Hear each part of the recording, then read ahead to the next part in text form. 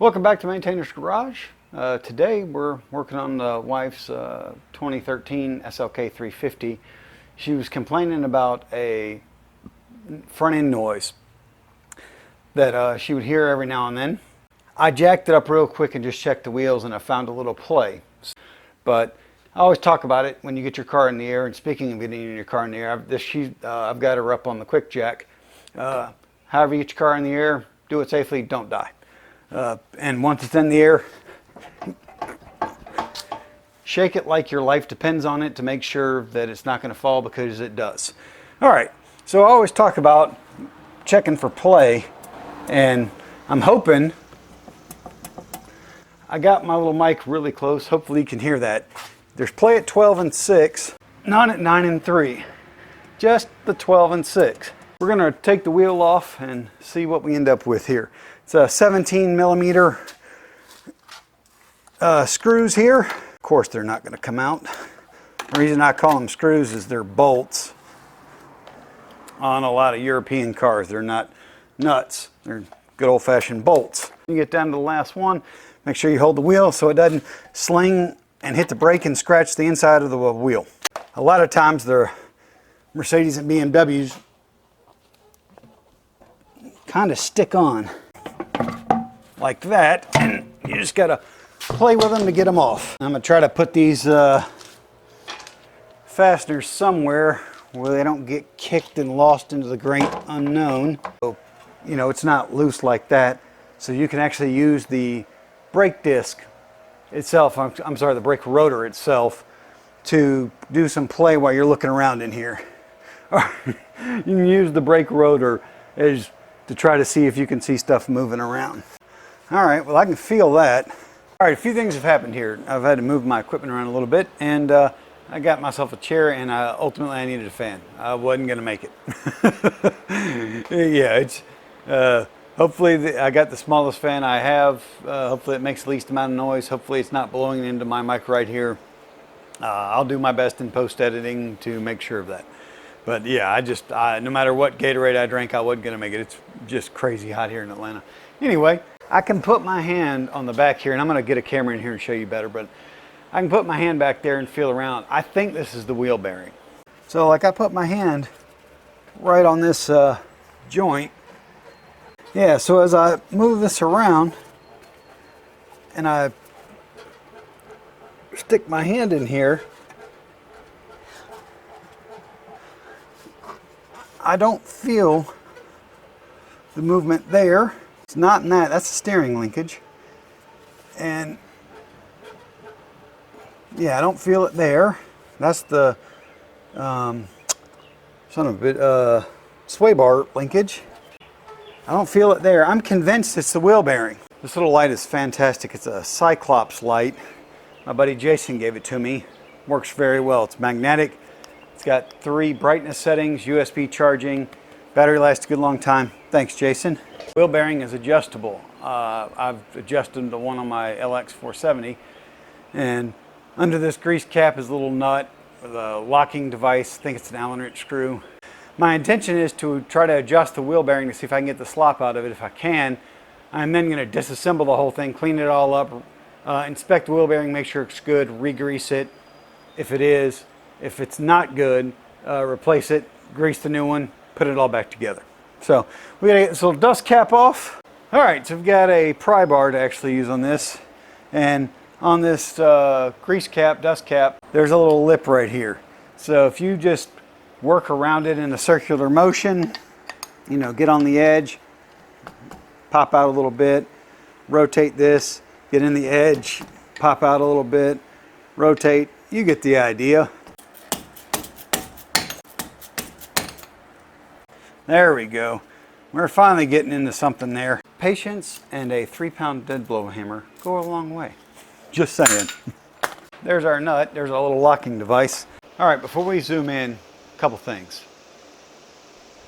The way you're supposed to adjust this is using a dial gauge. Hook it up here, check the play. I don't have that. What am I doing? I replaced the wheel bearing on my LX470, and I followed that manual. And it's basically torque the bearing down, back it off, hand tighten it, and then torque it to something like 50 inch-pounds or something like that. Regardless, why am I telling you this? I'm telling you this because I'm getting ready to do something that's not in the manual for this car. So if you choose to do this, I'm a moron, you're following a moron, and you know, your results may vary. My wife drives this car. I love my wife. She is very important to me. I do not want her to die. So I believe in what I'm doing is going to be correct and safe. But just because I do it doesn't mean you should do it. Make your own choices. We're all adults here. Well, according to my YouTube metrics, we're all adults here. Anyway, so I'm going to bring you in and we'll take this thing off. And here's a close-up of that grease cap. I did not damage it much. So yeah, and if you can't tell, I changed gloves too, and get a good rag, because I'm going to get grease all over me, because that's just how I live. All right, so there's a small hex nut or hex bolt right here. I have no idea what size it is, but I've got the ultimate thing here. We're going to work this out. Yeah, the little Allen bolt right here is a 5mm, and lefty loosey. Now that that's loose, I'm going to back this nut off a little bit. I will tighten it down by hand, give it a little bit more, tighten that, then I'll check the play. What size is that? I have no idea. I do have an adjustable wrench for that. And as you can see, I should have just seen if it was loose or tight by hand, and it was loose. Tighten that as much as I can by hand. Did you see that? Like, that wasn't even a quarter of a turn. It was I breathed on it with this. I will find the torque, as I have the manual, so I'll find the torque for this little Allen bolt if it has one. But for right now, we're just going snug. No matter what the outcome of this, if this checks good, I'm gonna pull this back apart. I'm gonna pull it apart, clean it up, make sure it's all good, and put new grease in it. All right, so that's good. All right, so we'll get our rag that we're going to throw away when we're done, because a grease-laden rag lays around the garage, shop, what have you. You're going to pick it up and use it for something, and you're going to be mad. And we'll go back to this. Okay, yeah, zero play here. What does that mean? It means it was the wheel bearing. And I do not believe I've tightened that to the point where it's bad.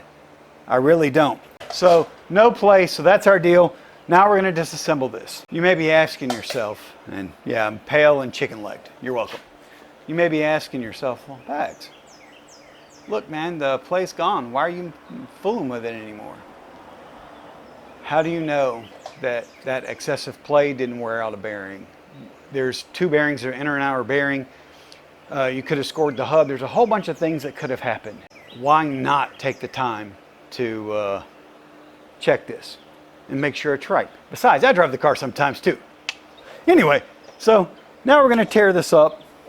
We're going to remove this gingerly, and like we know what we're doing. So we got all this stuff set up. Got some different gloves. My hands were sweaty. Had to use the bathroom, etc. Anyway. Rotated the steering wheel to rotate this wheel, so that way these bolts will be easier accessed. Should be this bolt for the caliper hat, that bolt, and that bolt for the caliper mount. We're going to go ahead and take this brake sensor off right there. Maybe a 10mm? It's an 8. Lefty loosey. I don't know if that inspection mirror is in frame or not. If it is, don't worry. You don't need it. That's YouTube life. That's how I set that camera up down there. I use a little inspection mirror to look, because it's under the car. It's like, all right, that should do it. Yeah. There we go. Just got to be not dumb. So in order to take the rest of this off, there's a little cover here. There's a little cover here that comes off. Ah, come on. All right. I say it comes off. And then this is a retention spring that holds that pad and all that together, so we got to take that off. So you just got a little lip there, pull, that'll come off, then we can take those bolts off. In order to take this off, it's a tension spring. It's okay, so I need a pair of pliers. Yeah. So you compress, let me get this. So it sits in there like this. You grab that, compress it, pull up. That takes that out of that little hole. You stick a screwdriver or whatever device back behind that, comes right off. And now I think we can take our bolts off. 10? No, 12.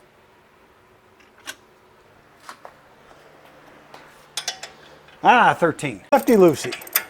Sometimes you just have to do your best.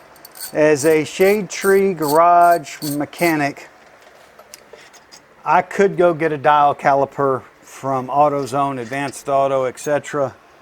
and mess with this. Hey, go away. Go away, big spider. Go over there and eat some bugs. Don't come over here because then I'll have to kill you. You just don't have those tools. But sometimes you just don't need those tools. All right. Let's see. Yeah, and off. And we will put that somewhere. We'll pull that brake pad out of there too. We will set that right there. We'll zip tie that up. It's up and out of the way, it won't damage anything. 18 maybe? Probably 19. So we're gonna try 19 because I think it's an 18. Of course, it's gonna be an 18. Go with your first choice. Remember that, kids, when you're doing those quizzes. Your first instinct is normally probably correct. Lefty loosey. They're pretty tight.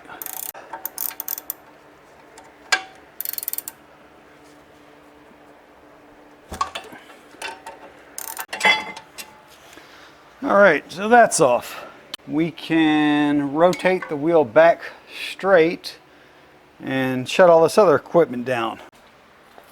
All right, so we're getting ready to pull the rotor off. I am also going to get a blue rag to put that on there while I'm thinking about that. You're in the shop, it's super hot. If you're drinking out of like a Gatorade bottle or a beer bottle or whatever, get a blue rag, fold it up. As that beverage condensates, cold water gets on this, you can use it to wipe your forehead. It's fantastic. Every now and then I have a good idea. And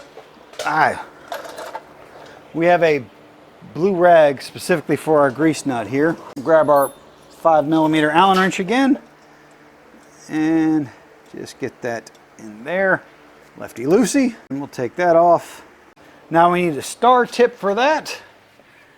And I have no idea what size, but I've got a lot of them. 30 star tip. We're gonna use our impact for this and hope for the best.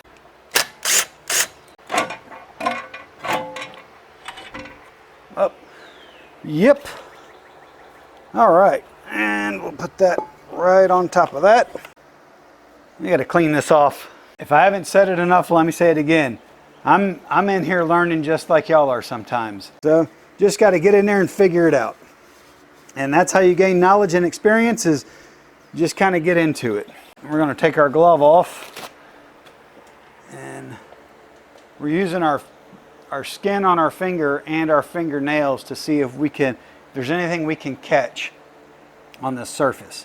As you get out and it radials down, there's a ridge there. Pay no attention to that. That thing is A-okay. There is nothing I can feel. And put your flashlight where you can find it. Sorry for seizure warning. Yeah, I mean, this thing's not rusty. There's no gouges in this back portion. Yeah, I mean, I'm used to handling a lot of shafts, but you got to be extra careful with this one. Yeah, there's nothing on this shaft at all that concerns me. And I'm going to pull that bearing out and clean it up. Inspect it. And it's at this point that I'm just going to get filthy, and it's okay. I normally don't wear gloves doing this kind of work because inevitably I'm going to drop the bearing, so I wear one glove to kind of work it out and blah blah blah. It's fine. And that bearing, you can just pull it right out of here. If you didn't see it, it kind of fell out earlier. Inspect it, and then there's a race in there. You're going to inspect, and there's some on the back side that you can just look at. And what I'm doing is looking at each, there we go, looking at each one of these wheels, checking for scores, looking at this outer casing, checking for scores, and where my finger is, I'm going to look inside there as well. And, you know, you could say, hey, Bags, you could save a lot of time if you just replaced it. Sure, but they're 50, 60, 40, whatever dollars. If you don't have to replace it, why would you? Yeah, I can't find anything on any one of these. On the back side, looks good. The inside felt okay. I can't feel or score or nothing. Okay, yeah. That bearing goes right on this race, so you want to make sure you check it for anything as well. And I think we're doing okay. Yeah, and the same thing goes back here. Yeah, just clean it up, check this, and then that's this bearing seal or grease seal. Pop that off, pop all this out. All right, so clearly it's another day. You know, real job. Things happen. So what happened? I called Mercedes and I wanted the rear seal, the grease seal on the back of the rotor. They don't just sell that. It's a kit. You get the inner and outer bearing and the grease seal and the grease seal on the back of the rotor, the little cap on the front. And it's like $100. Now I can get them online for cheaper at a lot of different places, but it's still about 60 bucks. So the bearing's not bad. So my intention of taking everything apart, cleaning it all out, re-greasing it, and putting it back together was foiled a little bit. I'm still going to clean this out and put new grease in it, but I'm not pulling the technically inner towards the vehicle on the back of the rotor bearing out. I'm going to clean all that grease out, put new grease in. Speaking of grease, and my sheet of paper is there. This is the grease I'm going to be using. It's green grease. Operating temperature 350 degrees. The drop-off temperature is 500 and something. Why do I say that? Mercedes-Benz calls out an NGL or I always call it NGLI. NLGI number 2 grease. That's what this is. But on their little manual, it's got a spec that says 265-1. It's a Mercedes-Benz spec. If you go to their website, I'll put the link down below. They'll give you a list of alternatives. None of them are sold in America. Well, none that I could find are readily sold in America anywhere. And buying the grease from the dealership for an exorbitant amount was just not okay with me. So I looked up a couple of them. Chevron, Dero, and Castrol LMX. And I basically just looked them up and said, hey, you know, are they fortified with NECs? What are they? Blah, blah, blah, blah, blah. And this basically matches the Mercedes-Benz spec. Looked at two things. The first one being operating temperature and drop-off temperature. The second to see if it was NECs or not. And the two I checked didn't have NECs, so that's why I bought one without fortified with NECs. Anyway, that's not what Mercedes-Benz calls out. I'm sure it'll be fine. I use it on my truck. It'll be all right. But hey, if you choose to use that, fair enough. If not, hey, that's okay too. But just, again, you're an adult, make your own decisions. But I'll put that link down below to show you the alternative greases. I said all that to now get into this. We're going to clean out the inside of the rotor / hub, and then we're going to put a whole bunch of new grease in it. Then we'll flip it over, grease the bearing, put it in, and reassemble everything. All right, so we've got our rotor. It's upside down. This is the back. So this is all the grease that I'm going to be trying to get out of here, and I'm just going to do my best. As you can see, this grease is not totally gunked up, rust up, brown. You know, it looks fairly okay. Since we're here, we're going to get out as much of the old grease as possible and then put some new grease in it. Yeah, Mercedes, you can properly eat a satchel of Richards as far as I'm concerned with that. Yeah, I couldn't buy that seal. I could buy that seal, this bearing, that bearing, and the other thing, but you make a serviceable bearing. That's what this is. This is serviceable, that's serviceable, because I can grease it by hand. But then you don't allow me to just, you know, service the bearing and put things back together. But I digress. Maybe. Possibly venting about it another 10 minutes that you won't hear. And I'm going to see what I can do about showing you the inside of this. And you're going to get grease on this rotor front side, back side. When we're done with all this, we'll make, and it's mounted up, we'll spray it down with brake clean. Make sure all that grease is off of there, because grease does not help wheel bearings, or yeah, grease does not help brakes. So we've already looked at this race, and if you look down inside of here, there's a little cavity between this race here and the bearing in the back. So there you've got this, and then this cavity in here. You've got to fill that cavity up. You've got to pack it full of grease. So you're going to take your fingers and just put grease on the inside until it's absolutely full. Yeah, I mean, this grease is close to that green, right? Right.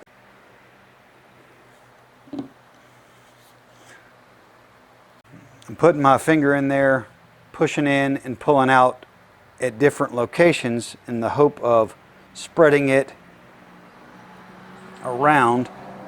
And we'll check the back side of this. Oh yeah, we're doing okay with that. And now what I'm doing is I'm just putting my finger in there from the back side, going through the front and just pushing, trying to smooth out the grease to fill the cavities. Because what I'm trying to do is, if I've put enough in there, yeah, I think I have. And make sure you have plenty of rags that you're willing to just throw in the trash can when you're done. Yeah, I think we've done okay with that. All right, let me get you a different camera just to kind of show you inside this. Hopefully you can see inside of there. That cavity, it looks like it might be smooth around the walls. There's normally a dip in there. I filled in that void with grease all the way around. Hopefully that comes out clearly. All right, so we've got this wheel bearing. We've inspected it yesterday, and it's all good. We're just getting out all the grease. You can grease this by hand. Put some grease right here in my palm. I'm going to take this and I'm just going to push down like that. Rotate, push down, rotate, push down. The goal is going to be to see this new fresh grease come out of all these little bearings right there, and then I'll coat it, slap her in, then we'll shove her on the car. So yeah, just like before, making a mess. But yeah, you get it on your palm and you just take this and push, and like that. And eventually the grease is going to start to come through. See those? Yeah, see it right there? Those little ridges. That's the new grease coming through. And then you just spin and push. And yeah, some's coming through that hole because I'm not doing a good job of blocking it. But that's not what you're trying to do. You're trying to actually get it and making a total mess, but that's what's going to happen here. And doing it that way, you're pushing it and it keeps coming through those little holes and showing up as ridges like that, which hopefully come out. So you're not just saying, hey, I'm shoving grease down in here and it's getting there. You're pushing it from the back up through all those little bearings, and you know you're getting grease all the way in there. Yep. All right. Now we shove this back in the hole like so. That front bearing will stay in with the grease that applied. Yes. I'm just trying to force some right at the edge of this grease seal into that bearing. All right, now we're going to put the rotor back on. Okay, we're getting ready to put the rotor on. I just want to say a couple things. I believe I talked about it, but I want to make sure I said it out loud. This spindle. I visually inspected it. There's no grease on it. Looks good. I've run my fingers across of it. Feels fantastic. This end grease cap, cleaned it out. I'm gonna end up putting fresh grease in here before I put it on, but just cleaned it out. Make sure no debris, anything like that's in it. Our locking nut that goes on the end. You're supposed to install new ones every time you do this. I don't exactly agree with this, but just understand I'm going against the manuals. I don't always reuse this, but for an adjustable one that's not supposed to be changed every time you just adjust it. I'm just saying. Anyway, so I'm going to put some grease on this, put that rotor on, and then put that down, and then tighten that down. When you're putting the rotor on, just be careful of this front bearing because it may want to pop out as it goes up the spline. Come on, there we go. Just like that. And we grab our locking nut. All right, so we're ready to tighten this all the way back down. We'll put this back in. The one thing the manual said that I am going to follow, to put in a lug nut or a lug stud opposite of that and tighten it down,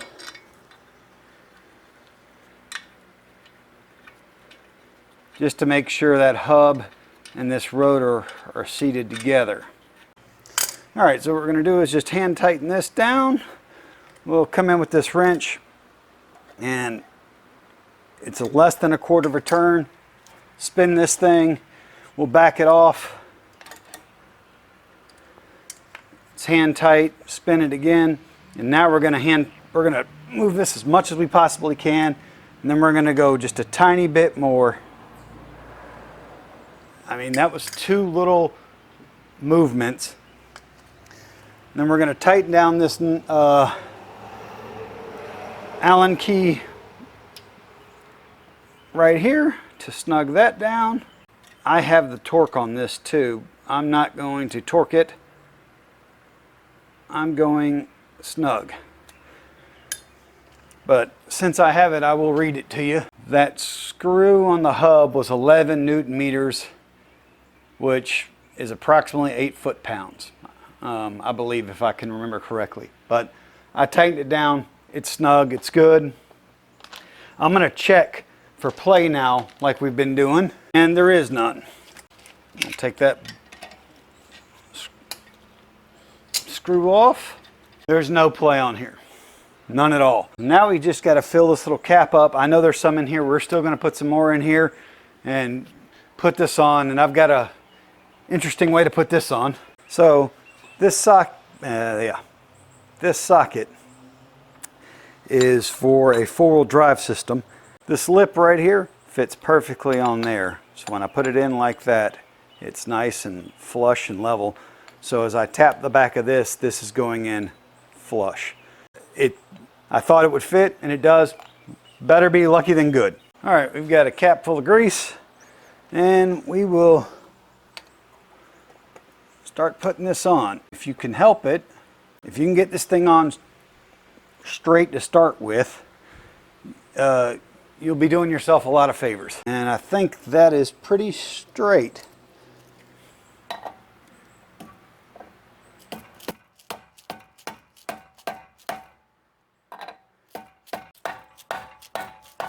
We're in there. There will be a small lip when this is seated to where you'll be able to get something in there and pry it out. So you're not going to be able to hammer this all the way in. Okay, might as well check it again. We need to turn the steering wheel to turn this wheel so we can mount all our brake stuff back up. Okay, so we've got our wheel turned. We need to clean our brake rotor, all the grease off of it, before we start reassembling, because once we put the caliper mount on here, it'll be hard to get to. So you can just blast it with your old-fashioned brake cleaner. Your whatever flavor you like works just fine. And then wipe it down. Actually wipe the damn thing down, because if you don't wipe it down, that grease might collect somewhere and just be a problem. Believe me when I tell you, your brake pads and this grease are not going to be friends. Eventually, you'll burn it off, but you might crash into a building, a truck, or go off a cliff before that happens. All right, let's do it one more time. Don't forget to do the back side.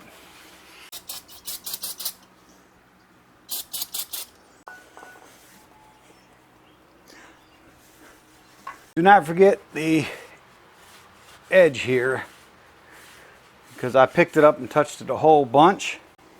I think we're ready to put the bracket back on. So we have our large bolts, 2 large bolts. They go there and there.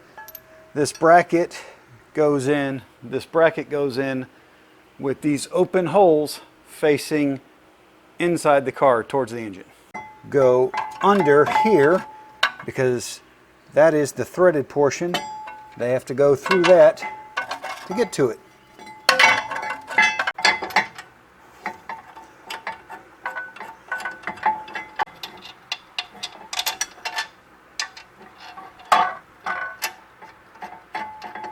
Okay, nothing to see here. Wearing gloves the whole time.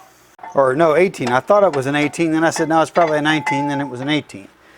And it is righty-tighty.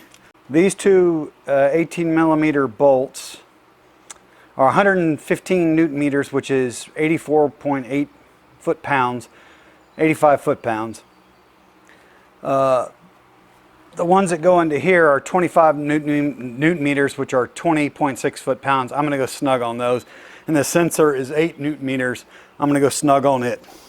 All right, so 85 foot-pounds. That seems not like enough for that, but fair enough. All right, so we got that righty-tighty. All righty, we'll go up to the top one. Nope. I thought that one would be easier. It's worse, so come on.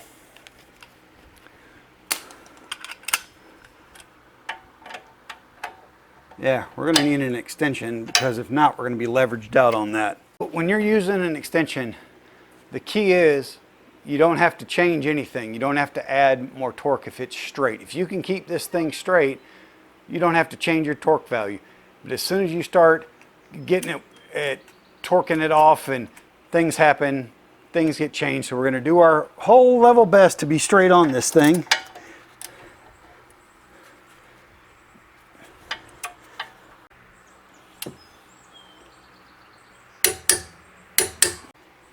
Tight, torqued, done. Now we need to put our caliper hat back on. So we got to cut our zip tie. We've got to put our brake pads in, and this goes inside that there. Won't fit out here at all. So we don't have to worry about that positioning. Got our 2 little bolts. Cut this.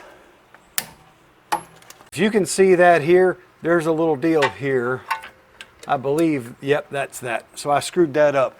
Channel in here, a little plastic channel that holds the brake sensor wire. Some way, somehow I'd pulled it out. Make sure you get that right. Just look at this before you put everything on. And I know I haven't put the brake pads in. I'm doing exactly what I just told you to do. Look at it before you put it all together. Make sure it looks good. All right, so we'll get that sensor out there. Hopefully we don't have to replace it because we broke it during this job. Nothing sucks more than having to fix something that wasn't broken because you broke it while you were doing something different. Yep, and that pad just pushes right in there. This pad, this big hole matches that big hole. We shouldn't have to compress this because it's the same rotor that we took off. It's the same pads, but we'll probably have to compress it because it's just being difficult. Yeah, we're gonna have to compress it. So what we're doing here, we're just using a C-clamp to tighten down on the brake pad and the rotor, or excuse me, the brake pad and this caliper. And Come on. As always, try to make sure it's going straight. Yeah, you can try to get this clamp straight, centered on the brake pad, the back of the caliper, and just tighten down. It'll compress that piston just a little bit, which should give us enough space. Put this back in. Get that out of there.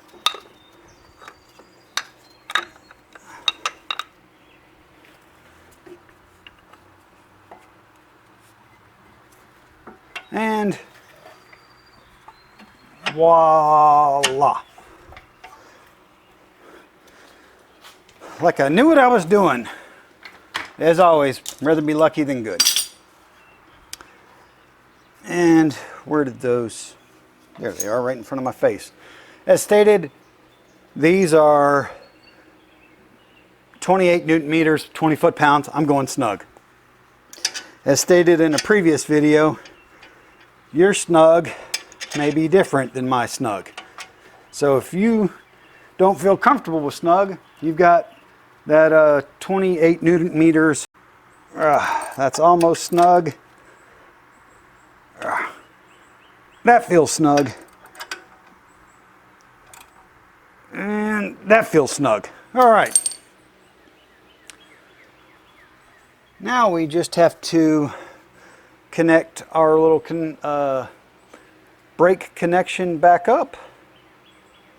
And there's a little indention. You'll see it and you'll feel it.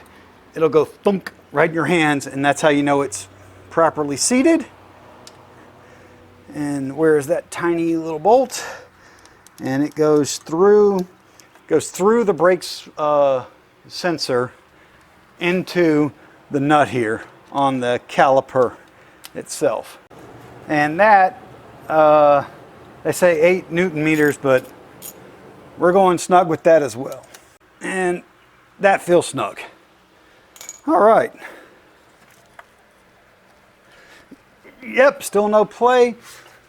We've tightened that snug. We torqued that. We torqued that. We tightened that snug. That's on. That's back in its channel. Everything in here looks good. We have not reinstalled all this stuff. We'll do that now. Okay, I've zoomed in here. You don't need to see my ugly mug for this. Okay, so we're going to put this little device on. There's a flat spot right there, a flat spot right there. These two line up with it pretty well.